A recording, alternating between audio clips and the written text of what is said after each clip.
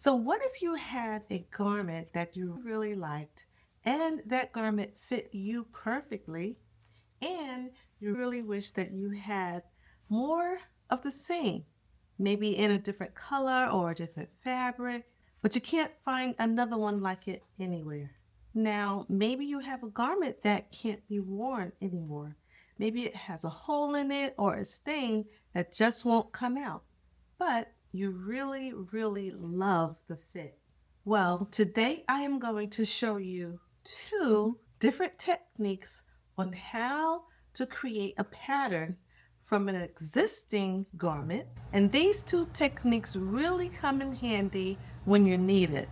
They are both very easy to learn and to master, but they both have their pros and their cons. And if you want to know which is best for you, keep watching to the end and you decide.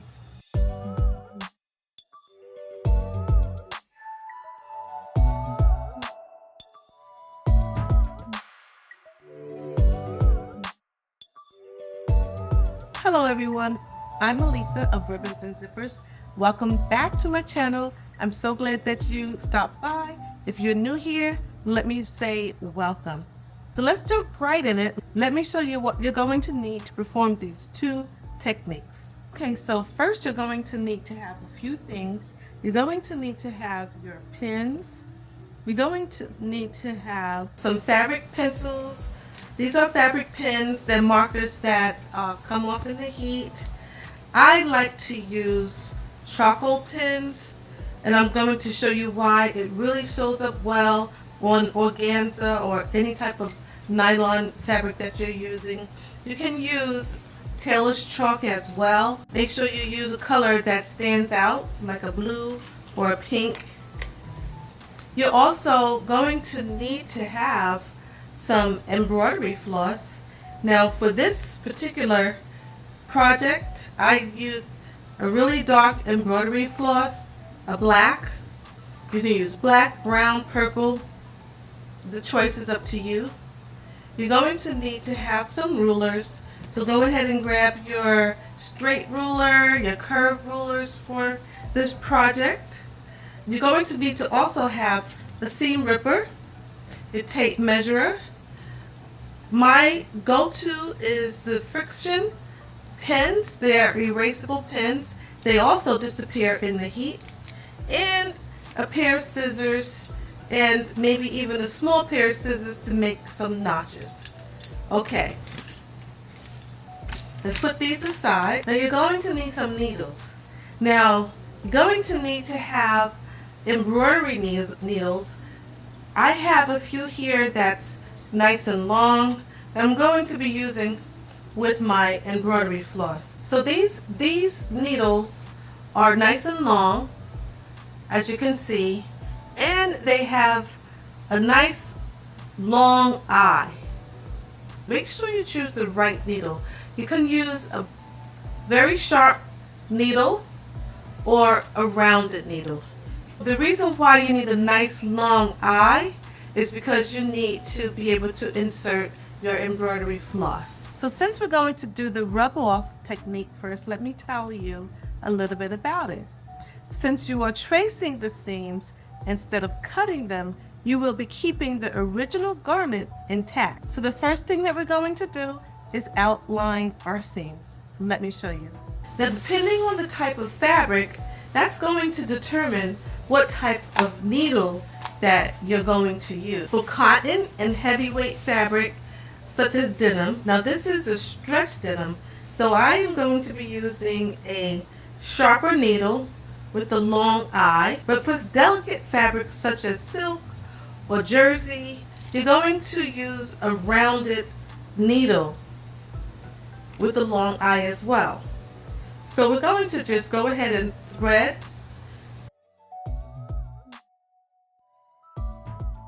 So you're going to thread your needle, of course, always with contrasting embroidery floss so that you can clearly see the floss against the fabric. So if this was a dark fabric, I would be using a contrasting thread like a yellow or a white. Notice how I'm right up against this seam.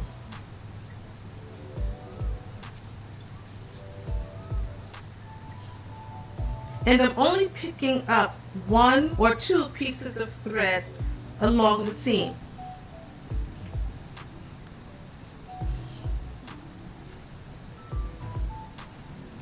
Right along the seam, and you're only picking up 1 or 2 pieces of thread.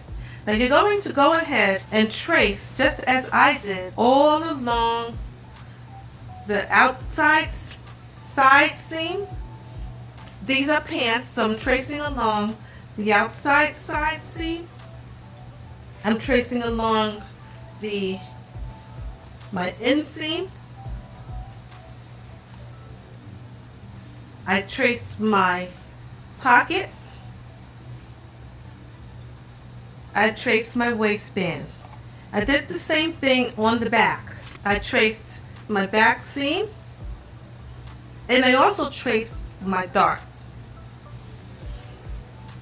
Now, if you have a t-shirt or a top or a skirt, it will be a good idea to trace or create a center seam in the front and a center back seam with the embroidery floss. Now, after you do all of your tracing, now it's time to rub off. So we're going to grab our fabric, and you're going to be using an organza or a sheer nylon for this, something that you can see through, just like this. Make sure that everything is nice and flat, and then you're going to start pinning. So grab your pins. I like to start from my inseam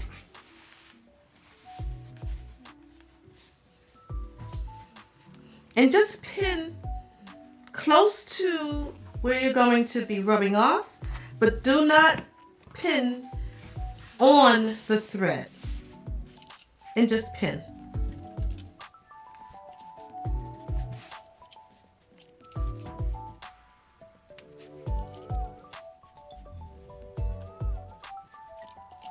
Again, make sure everything is nice and flat and pin.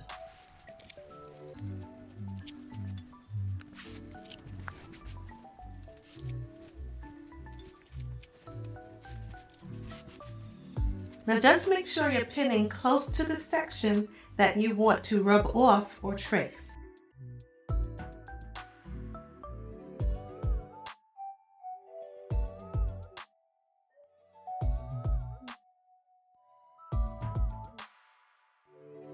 Now let me show you a pro tip. If you need to trace a dart, start pinning. When you get to the dart, place a pin at the tip of the dart. Then place a few pins along the thread, close but not on the thread, and then fold the organza the width of the dart, and then pin. Trace the dart line. Continue tracing all the rest of the pieces. Also, when you are tracing a curved area, such as the back crotch, take care to neatly fold the organza around the fabric, making sure that everything remains flat.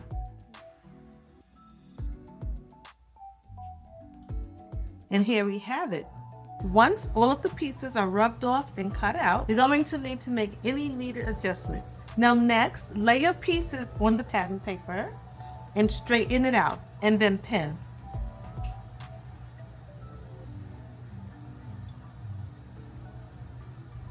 Since we are creating a pattern, we need to create any needed markings. And we also need to create sewing lines. And we're going to do all of that with a pinwheel.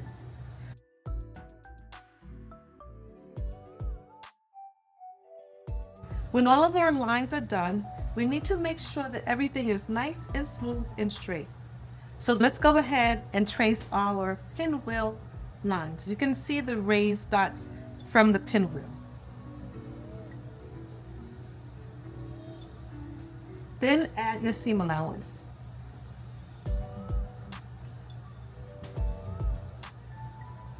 So with the rub-off technique, as you can see, it takes several steps, and you'll need to make several adjustments to the lines if you want to get as close to accurate as possible. Although it's time consuming, you will be able to keep your original garment intact. But just think, and now you have 2, maybe even 3 pieces of a garment that fits you perfectly. Now let's move on to the deconstruction method. I'm going to show you how to do this with a piece that I've already started. Now, the first thing that you need to do is to consider the seam allowances. Some garments are constructed with a 1/2 inch seam allowance and finished with an overlock stitch, and some only have an overlock stitch, which is only about 1/4 inch. Now, this is something that you really need to know, because if you cut out and deconstruct a garment that only has 1/4 inch, you need to be careful not to sew it back together with a 1/2 inch seam allowance or a 5/8 inch seam allowance, because then that will distort the garment. The next thing you need to do is look for any notches or clips that will indicate whether it's the front piece or a back piece, or anything that indicates how to put the garment back together. So if you do not see any, it's a good idea to make your own clips or notches with a pair of scissors or even a fabric marker. Once you do that, all you need to do now is separate your pieces with a seam ripper, and that's pretty easy to do. Now, once you get all of your pieces separated, it's a good idea to go ahead and press your pieces on the iron. And I also like to use starch, especially if I'm using a really flimsy fabric.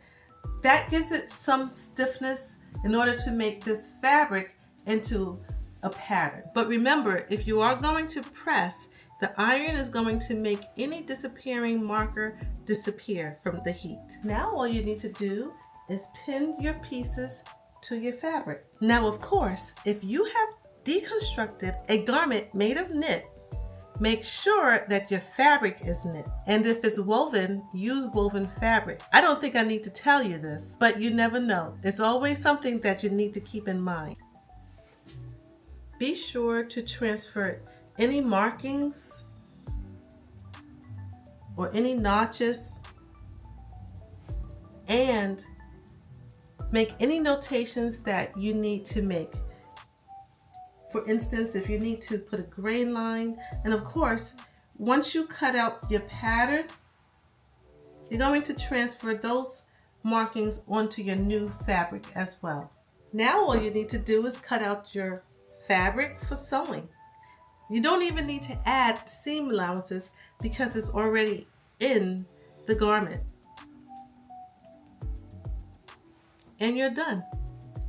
I find the deconstruction method to be quick and easy. And because you are using the actual garment pieces, you get a more accurate measurement of each garment piece. But the downside of the deconstruction technique is that you've destroyed your original garment. But if that garment had holes in it or stains that wouldn't come out, now you can just say bye-bye. And now you have a garment that fits you just the same, a brand new one. So which technique or method do you think is best for you? The rub-off technique, the deconstruction technique, or both? Let me know in the comments if you've tried either one. I'd love to see what you've done. I hope that this lesson was enjoyable and helpful. And if you would like to see more lessons like this in the future, please let me know in the comments. And please like and subscribe, and don't forget to hit the bell so that you can be reminded every time I do a video like this one that's just for you. Thanks for watching.